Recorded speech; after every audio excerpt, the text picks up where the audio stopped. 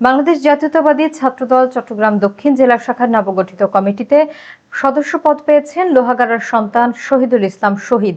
রাজপথে লড়াই সংগ্রামে সক্রিয় থাকায় তাকে গুরুত্বপূর্ণ দায়িত্ব দেওয়ায় লোহাগাড়ার রাজনৈতিক মহলে বইছে আনন্দের জোয়ার। আরাফাত শিকদারের প্রতিবেদনে দেখুন বিস্তারিত।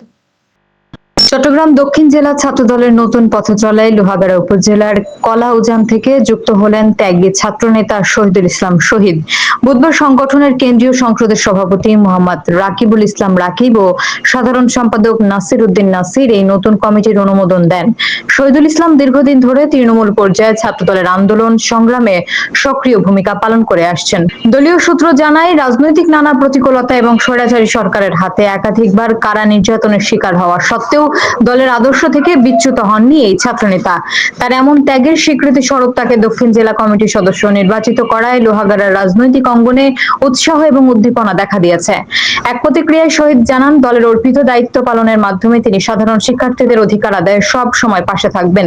এদিকে শহীদের এই সাফল্যে লোহাগাড়া উপজেলার বিভিন্ন ইউনিয়নের নেতাকর্মীরা তাকে সামাজিক যোগাযোগ মাধ্যমে প্রাণ ঢালা অভিনন্দন জানাচ্ছেন।